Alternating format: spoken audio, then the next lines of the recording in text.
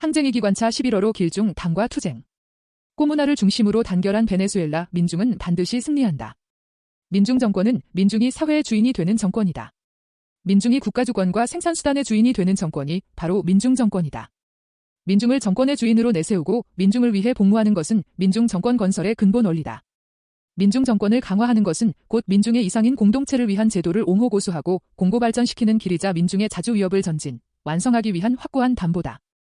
1871년 파리 꼼뮌이 건설됐다. 파리 꼼뮌은 생산과 창조의 주역인 노동계급이 계급적 억압과 차별에서 벗어나기 위해 건설한 최초의 노동자 민중 정권이다. 1870년 7월 프로이센 프랑스 전쟁에서 프랑스가 패배한 뒤 9월 4일 파리 민중봉기의 결과 제2제정이 붕괴됐다. 투쟁이 성과로 11월 1일 민중들이 혁명적 꼼뮌을 선포했다. 1871년 4월 19일 강령 프랑스 민중에게 보내는 선언을 통해 공화국을 민중권리와 모순되지 않은 유일한 정부 형태로 규정했고 꼼뮌의 자치권 보장을 명시했다. 72일간의 짧은 집권기간 동안 도시노동자 빈민을 위한 다양한 시책들을 시행했다. 반동 세력들을 1871년 1호 프로이센과 굴욕적인 휴전조약을 체결하고 파리 코민의 침략의 예봉을 돌렸다. 파리 꼼뮌 전사들은 띠에흐 반동군대에 맞서 피 흘린 전투를 했으나 결국 패배했고 꼼뮌군은 전사들의 벽인 페헤라쇠즈 담장 앞에서 무참히 사륙당했다. 파리 코민은 혁명적 당과 노농동맹의 부재, 부르주아 경제집안제거에서의 불철저성이라는 전략 전술적 오류를 역사적 교훈으로 남겼다. 1917 러시아 소비에트가 건설됐다. 레닌은 자본주의 불균등 발전론 약한 고리론과 일국적 사회주의 혁명 승리론을 정립했고 지도 핵심인 볼셰비키와 혁명의 대중집안인 노동자 빈농 병사 소비에트를 조직했다. 1917.2 2월 혁명에서 승리했으나 기회주의 세력이 부르주아 세력과 결탁, 민중을 배신하며 이중권력이 형성됐다. 레닌의 지도를 받은 소비에트는 임시정부 반대 소비에트 정권 수립을 위한 투쟁기관으로 발전했다. 1차 세계대전 정세하에서 레닌은 4월 태제를 통해 케렌스키 두마의 호전적인 혁명적 방위주의 이를 혁명적 패전주의로 분쇄하며 모든 권력을 소비에트로 오를 강력히 촉구했다. 이 구호는 불안정한 이중권력 체계를 타파하기 위한 전략적 구호면서도 땅빵과 함께 평화를 염원했던 러시아 민중들의 지향을 반영한 혁명적 방침이었다. 1917.10 소비에트 군대는 임시정부의 공격에 반격하며 도시의 주요 거점들을 장악했다. 10.25 국가주권이 베제르부르크 노동자 병사대의원 소비에트 군사혁명위원회에 있음을 선포했다. 세계 최초의 노동자 민중정권의 승리를 통해 레닌 볼셰비키의 탁월한 영도와 함께 소비에트 정권 노선의 과학성과 진리성이 실천적으로 입증됐다. 2012년 10월 7일 대통령 선거에서 성공한 차베스 대통령은 10.20 내각회의에서 민중에게 스스로 통치할 수 있는 권한을 부여하는 혁명적 길로의 정책 전환을 과감하게 단행했다. 이 자리에서 차베스는 카무너 오나더, 꼬무나 오나다를 선언했다.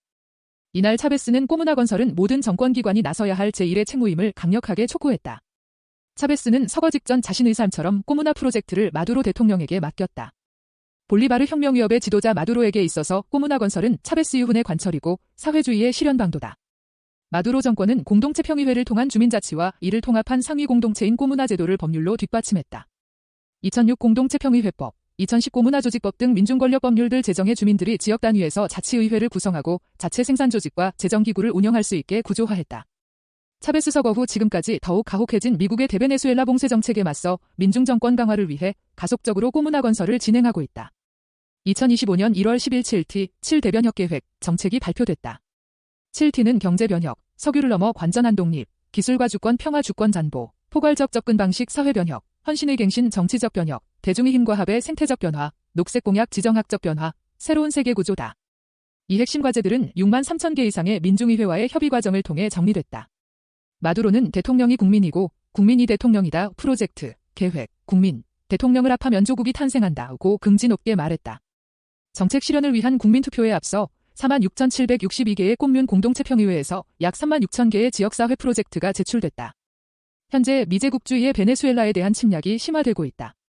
2000년대 테러와의 전쟁 거짓 명분으로 이라크 등 서아시아를 공격했듯이 지금은 마약 퇴치 거짓 명분으로 자주와 해방을 향해 전진하는 베네수엘라와 라틴 아메리카를 미국의 뒷마당으로 전락시키기 위해 광분하고 있다.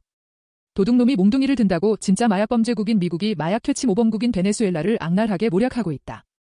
이것은 베네수엘라의 원유를 비롯한 풍부한 천연자원을 강탈하기 위해서다.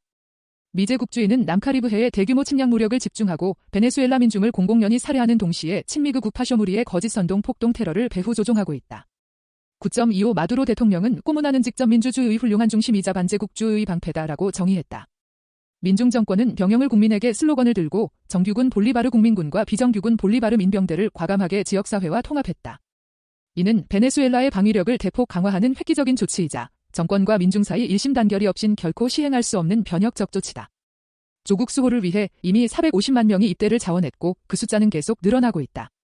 이 놀라운 현실은 제국주의의 포갑과 침략에 맞선 베네수엘라 민중의 반미자주 정신과 결사항전 의지를 보여준다. 반면 친미극우 파쇼 무리들은 미국에게 베네수엘라 본토 침략을 구걸하며 사대매국 민중멸시 본색을 노골화하고 있다. 민중 정권을 파쇼 정권으로 전복해서 베네수엘라를 미제국주의의 식민지로, 베네수엘라 민중을 식민지노예로 전락시키려는 베네수엘라 파쇼 세력의 행위는 친미 사대매국 세력의 전형적인 모습이다. 베네수엘라에서 꼬문화를 중심으로 민중 정권을 강화하는 것은 제국주의와 파쇼 무리를 타도하고 민중의 자주 위협을 승리적으로 전진 관성하기 위한 가장 힘있는 동력, 가장 확고한 담보다. 꼬문화를 중심으로 단결한 베네수엘라 민중은 결코 패배하지 않는다. 언제나 승리한다.